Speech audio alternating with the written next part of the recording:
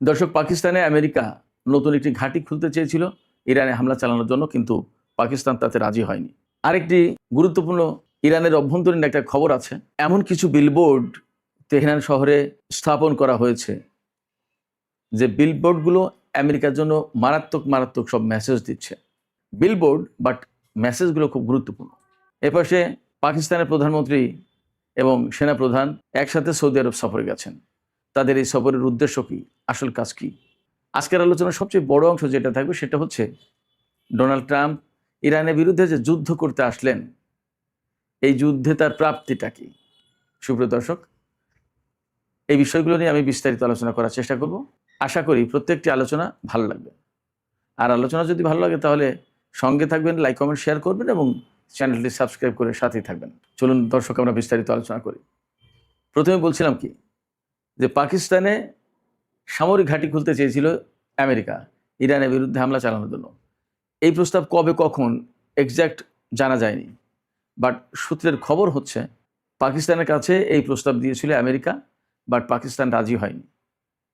যদি যুদ্ধ শুরুর আগে হয়ে থাকে তাহলে একটা হিসাব, আর যদি যুদ্ধের পরে, অর্থাৎ এই যে 40 দিনের যুদ্ধ এর ভেতরে, বা এই যে নতুন করে 13-14 দিনের যে যুদ্ধটা গেল, যুদ্ধবিরতির পরে আবার যে যুদ্ধ শুরু হলো, সেই সময় কোন সময় আমি শিওর না, বাট খবরটা এরকম যে পাকিস্তান সেই প্রস্তাব প্রত্যাখ্যান করেছে, সরি বলেছে। যখনই বলুক না কেন, যদিও আগে পরের সাথে একটা হিসাব আছে, যুদ্ধ শুরুর পরে যদি বলে থাকে তাহলে এক হিসাবে, এই কারণে বলছি, যুদ্ধ শুরুর পরে ইরান যে পাল্টা আক্রমণ করেছে আমেরিকার বিরুদ্ধে, তাতে আশপাশের সমস্ত দেশ অবাক হয়েছে ইরানের সামরিক সক্ষমতা দেখে। এই জায়গা থেকে যদি বলে যে আমরা এই ঘাঁটি মাটি দিতে পারবো না, এটার সাথে আমরা নেই, তাহলে এক কথা, তার মানে ইরানের সামরিক সক্ষমতা দেখে বলেছে যে দরকার নেই সমস্ত ঝামেলা জড়ানোর, আমরাও ক্ষতিগ্রস্ত হব। আর যদি যুদ্ধ শুরুর আগের কথা হয়ে থাকে তাহলে ব্যাপারটা এরকম দাঁড়াবে যে পাকিস্তান ইরানকে একেবারেই নিকটতম ভ্রাতৃপ্রতিম বন্ধুপ্রতিম দেশ হিসেবেই দেখেছে, প্রতিবেশী দেশ হিসেবেই দেখেছে, এবং প্রতিবেশীর ক্ষতি তারা করতে দিতে চায়নি। এমন হতে পারে। যেটাই হোক, আলটিমেটলি হিসাব এখানে এসে দাঁড়ায় যে পাকিস্তান এখন পর্যন্ত ইরানের সাথে সৎ প্রতিবেশী সুলভ আচরণ করে এসেছে, মনোভাব দেখিয়েছে, এবং ইরানের ক্ষতি হোক, পাকিস্তান এইরকম কোনো কাজ এখন পর্যন্ত করেনি বলেই আমরা আপাতত দেখতে পাচ্ছি। যেমন আমি বলি, এই যে 15 জাতির যে জোট গঠন করেছে, পাকিস্তান কিন্তু অনেক আগেই অ্যাক্টিভ হয়ে যেতে পারতো, সেই দিকে যায়নি। সৌদি আরবের সাথে তার প্রতিরক্ষা চুক্তি আছে, এই প্রতিরক্ষা চুক্তির আওতায় ইরানের সাথে কনফ্রন্টেশনে যায়নি। কুয়েতের সাথে প্রতিরক্ষা চুক্তি আগেই ছিল, নতুন করে অ্যাকচুয়ালি সেটা সামনে আনা হলো, ইরানের সাথে কিন্তু কনফ্রন্টেশনে যায়নি। এছাড়া আঞ্চলিক রাজনীতির যে সমস্ত হিসাব নিকাশ, যেমন ইরানের চবাহার বন্দর ভারত ব্যবহার করে এবং সেখানে ইনভেস্ট করেছে। চবাহার বন্দর এবং গোয়াদার বন্দর একদম পাশাপাশি, পাকিস্তানের সীমানায় গোয়াদার বন্দর আর ইরানের সীমানায় চবাহার বন্দর, একদম বেলুচিস্তান সীমান্তে। এই জায়গা থেকে সম্পর্ক কিন্তু অনেক বেশি খারাপ হতে পারতো ইরান এবং পাকিস্তানের, কিন্তু তা হয়নি। পাকিস্তানের সাথে ইরানের সম্পর্কটা মোটামুটি ভালোর ভেতর দিয়ে গেছে, এবং ইদানিং সে সম্পর্ক অনেক বেশি উন্নত হয়েছে। এবং এই উন্নত হওয়ার ফলে ইরান যেমন সুবিধা পাচ্ছে, পাকিস্তানের সুবিধা পাচ্ছে এবং অনেক সুবিধা পাবে। ইরানকে কেন্দ্র করে পাকিস্তানের যে ডিপ্লোমেসি এবং যে সমস্ত কর্মকাণ্ড, তার একটা বিরাট ইতিবাচক প্রভাব পড়েছে মুসলিম বিশ্বে, সারা বিশ্বে তো বটেই, মুসলিম বিশ্বে। এবং পাকিস্তানকে এখন আসলে সবাই অনেকটা মাথায় রাখার মতো করে রাখছে। কুয়েত তার সাথে চুক্তি করছে, কাতার, সৌদি আরব, জর্ডান তাকে বিশেষ মর্যাদা দিচ্ছে, তারপরে সোমালিয়ার সাথে তার চুক্তি হচ্ছে, তুরস্কের সাথে তো আছেই, ইরানের সাথে সম্পর্ক আছে প্রতিবেশী দেশ হিসেবে, চীনের সাথে সম্পর্ক আছে। এই জায়গায় মানে একটা মধ্যমণি হয়ে গেছে ইদানিংকার দিনগুলোতে।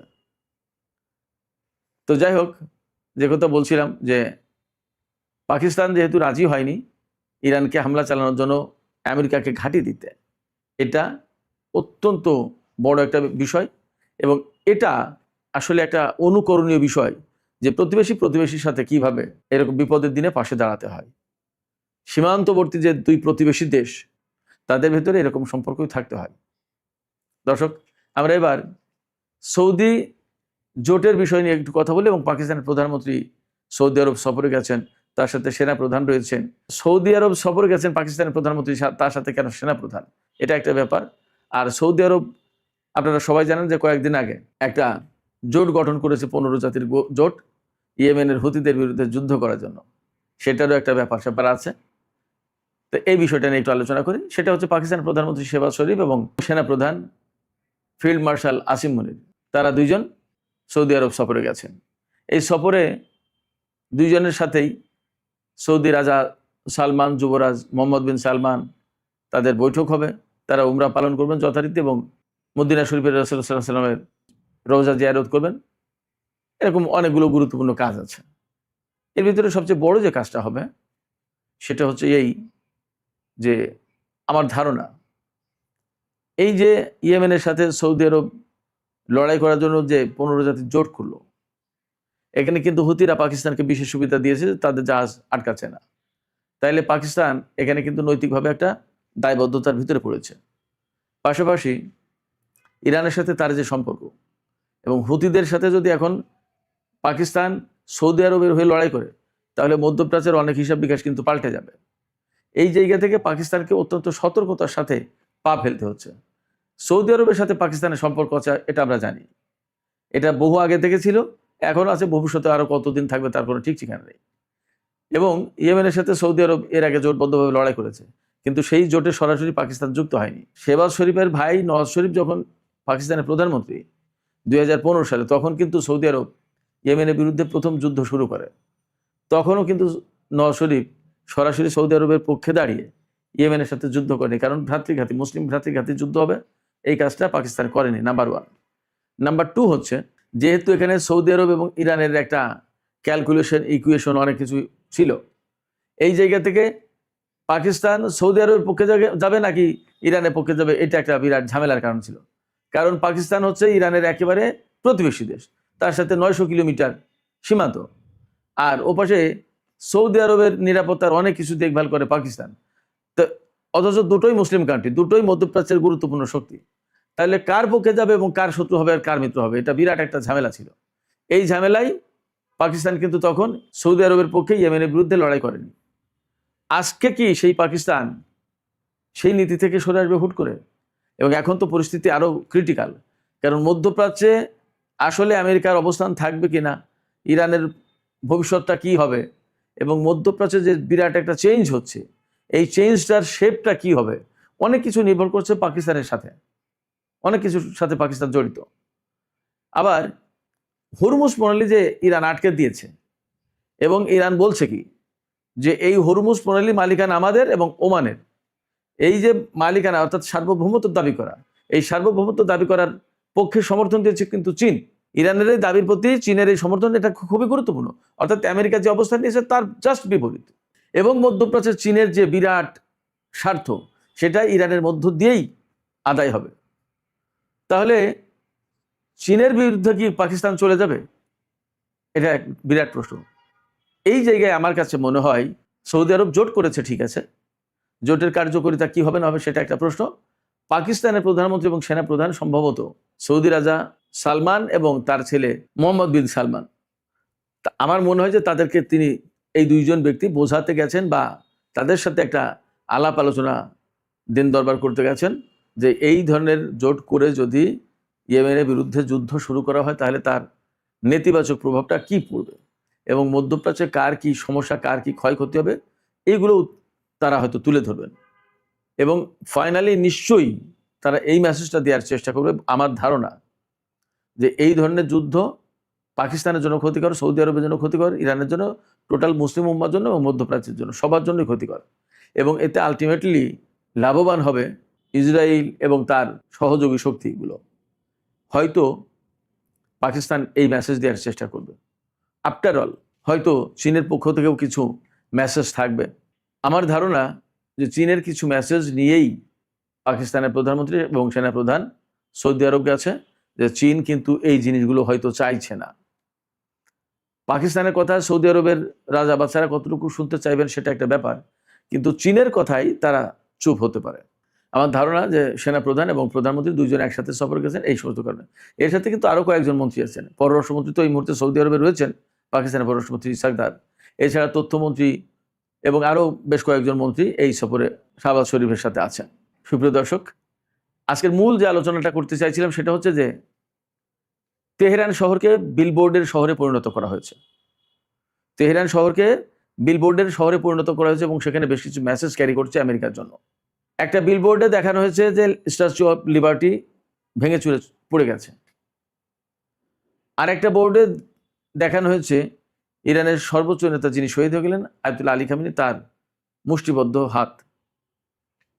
আরেকটা বিলবোর্ডে দেখা যাচ্ছে যে কারবালায় যে লাল পতাকা ছিল ইমাম হোসেনের কাছে, সেই পতাকারই একজন তরুণ দাঁড়িয়ে। আরেকটা বিলবোর্ডে দেখা যাচ্ছে হরমুজ প্রণালী এলাকায় একটা কঙ্কাল পড়ে আছে এবং পারস্য উপসাগর দিয়ে একটি বিরাট বিশাল জাহাজ যাচ্ছে, তাতে লেখা আছে দি পার্সিয়ান গালফ, ফার্সিতে খালিজে ফর্স লেখা রয়েছে। এই যে বিলবোর্ডগুলো, এই বিলবোর্ডগুলো দিয়ে মূল মেসেজ যা বলা হচ্ছে যে আমেরিকা তাদের সর্বোচ্চ নেতাকে হত্যা করেছে, কেন তার প্রতিশোধ দেওয়া হবে না, এবং বলা হচ্ছে যে ইমাম হোসেনের অনুসারীরা কেন তোমরা তোমাদের ইমামকে হত্যার অর্থাৎ আলী খামেনিকে হত্যার প্রতিশোধ নেবে না। জাগিয়ে তোলা হচ্ছে, মেসেজ দেওয়া হচ্ছে এবং প্রতিশোধের বাণী এখান থেকে প্রচার করা হচ্ছে। এবং স্ট্যাচু অফ লিবার্টি যে ভেঙে পড়ে গেছে, তার মানে স্ট্যাচু অফ লিবার্টি ন্যায় বিচারের প্রতীক ছিল, ন্যায় বিচারের প্রতীক নেই, এটা ধ্বংস হয়ে গেছে, এটা শেষ, এটা প্রমাণ করা হয়েছে। আর পারস্য উপসাগরের হরমুজ প্রণালী এলাকায় যে কঙ্কাল পড়ে রয়েছে, অর্থাৎ আমেরিকা বহুদিন ধরে হরমুজ প্রণালী খোলার চেষ্টা করেও ব্যর্থ হয়েছে, তারা পারেনি, তারা ব্যর্থ, এবং সেখানে ইরানের কন্ট্রোল পরিষ্কার, ইরানের জাহাজ চলাচল করছে, এটা মিন করছে। অর্থাৎ এখানে আমেরিকার জন্য বেশ কিছু মেসেজ আছে। এই মেসেজগুলোর সাকুল্যে মোদ্দা কথা যেটা, সেটা হচ্ছে সেই আলোচনাটাই আসল আলোচনা, এবং সেটা আমি এখন করি। আমেরিকা আসলে মধ্যপ্রাচ্যে অভিযান চালিয়ে কি পেয়েছে? তারা ইরানের সরকার পরিবর্তন করতে এসেছিল, তারা ইরানের পরমাণু কর্মসূচি ধ্বংস করে দিতে এসেছিল, ইরানের সামরিক সক্ষমতা একদম কমপ্লিটলি মাটির সাথে মিশিয়ে দিতে চেয়েছিল, ইরানের হাতে কোনো ক্ষেপণাস্ত্র, কোনো প্রতিরক্ষা ব্যবস্থা থাকবে না, এরকম করতে চেয়েছিল, এবং ইরানে একটা তাদের মতো করে একটা সরকার প্রতিষ্ঠা করতে চেয়েছিল। এটা 48 ঘন্টা থেকে 2-4-5 দিনের ভেতরেই করতে চেয়েছিল। কিন্তু ব্যাড লাক, তাদের সরকার পরিবর্তন হয়নি, ইরানের পরমাণু কর্মসূচি ধ্বংস হয়নি, ইরানের সামরিক সক্ষমতা ধ্বংস করা তো দূরে কথা, আরো বেড়েছে, এবং ইরানে তাদের মতো করে সরকার একটা প্রতিষ্ঠা করতে পারেনি। এটা তো গেল পুরনো আলোচনা। নতুন আলোচনা বা সবচেয়ে গুরুত্বপূর্ণ যেটা, সেটা হচ্ছে এই হরমুজ প্রণালী খোলা ছিল, বন্ধ করে দিয়েছে এখন ইরান। এখন অনেকগুলো শর্ত শরাতের ভেতর দিয়ে এই হরমুজ প্রণালী ইরানকে দিয়ে খোলাতে হবে, এবং আসলে এই সমস্ত শর্ত শরাতে ইরান কতদূর রাজি হবে সেটাও এখন প্রশ্ন। অর্থাৎ যুদ্ধের আগে হরমুজ প্রণালী খোলা ছিল, সেই হরমুজ প্রণালী এখন বন্ধ। সেই হরমুজ প্রণালী খুলতে গেলে এখন ইরানকে টাকা দিতে হবে। সেই টাকাটা কি? নগদ, ওই যে $300 বিলিয়ন একটা ফান্ড, ওইটা দেওয়ার প্রশ্ন কিন্তু থেকে গেছে, ইরান ওই জায়গাতে সরবে না। আবার ইরানের যে সমস্ত বিদেশে তার যে সমস্ত অর্থ সম্পদ আমেরিকা আটকে রেখেছে নিষেধাজ্ঞা দিয়ে, সেই টাকা তাকে ফেরত দিতে হবে। তার উপর থেকে যত নিষেধাজ্ঞা, অর্থাৎ আমেরিকা যত ময়লা আবর্জনা চাপিয়েছিল ইরানের উপর, সেই ময়লা আবর্জনা কার্যত আমেরিকাকেই এখন পরিষ্কার করতে হবে। তাহলে যুদ্ধ করে লাভটা কি হলো? এর চেয়ে বড় কথা, মধ্যপ্রাচ্যে আমেরিকার যত ঘাঁটি ছিল সমস্ত ঘাঁটি তছনছ করে দিয়েছে। তাহলে লাভটা কি হলো? শুধু তছনছ করে দেয়নি, এই ঘাঁটিগুলো আর নতুন করে গড়তে পারবে না আমেরিকা, মনে হচ্ছে না। কারণ হরমুজ প্রণালী খুলে দেবে না, জাহাজ ভর্তি করে অস্ত্র আনতে পারবে না, ঘাঁটিগুলো আর কোনোদিন দাঁড়াবে না। এবং মধ্যপ্রাচ্যের দেশগুলো, যারাই আমেরিকার পরম বন্ধু, পরম শুভাকাঙ্ক্ষী ছিল, সেই দেশগুলো এখন আমেরিকাকে কিন্তু আর ভরসা করতে পারছে না। এই দেশগুলোর কাছে নিরাপত্তা নামে যে বিপুল পরিমাণে অস্ত্র বিক্রি করত, এখন কি আর তা পারবে? ইতিমধ্যেই কিন্তু পাকিস্তান এবং চীন জায়গা দখল করা শুরু করেছে। এরপরে মধ্যপ্রাচ্যে আমেরিকার বা সারা বিশ্বে যে প্রভাব প্রতিপত্তি ছিল, মাতুবরি ছিল, যে অবস্থান ছিল, সেই অবস্থান, সেই প্রভাব প্রতিপত্তি কি আর কোনোদিন ফিরে পাবে? শুধু তাই না, এই যুদ্ধ করতে এসে আমেরিকা যদি এখান থেকে পরাজিত হয়ে মধ্যপ্রাচ্য থেকে চলে যায়, তাহলে ইসরায়েলের নিরাপত্তা কোথায় যাবে? এই যে ভূখণ্ডটা, এই ভূখণ্ডটাকে তো এখন মারাত্মক হুমকির মুখে ফেলেছে। সম্ভবত ইরানের সাথে যুদ্ধ করতে এসে মধ্যপ্রাচ্যের দেশগুলোকে এখন একটা সুতোয় বেঁধে দেওয়ার ব্যবস্থা করলো, অর্থাৎ খানিকটা ঐক্যবদ্ধ হওয়ার ব্যবস্থা করে দিল সম্ভবত আমেরিকা। তাহলে কি দাঁড়াচ্ছে? এখানে পাকিস্তান, তুরস্ক, চীন, ইরানের প্রভাব তো বটেই, এই সমস্ত দেশের প্রভাব ব্যাপকভাবে বেড়ে যাবে এবং একেবারে চিহ্নিত শক্তি হিসেবে ইরান এখন বিশ্বের বুকে দাঁড়িয়ে গেল। এতদিন গোপন শক্তি ছিল, ইরানকে মানে কি মানে না, নানান রকম ব্যাপার। তার সাথে যেহেতু আমেরিকার দ্বন্দ্ব, নিষেধাজ্ঞা, আমেরিকাকে উপেক্ষা করে কিন্তু কেউ ইরানের বিরুদ্ধে যেতে চাইতো না। এখন ইরানের সাথে পাকিস্তানের বিরাট বিরাট চুক্তি হচ্ছে। তাহলে তো সমস্ত সবকিছু মিলে হিসাব নিকাশ করে আমরা দেখতে পারি যে এই যুদ্ধ করতে এসে আমেরিকা আসলে খুব লাভবান হতে পারেনি।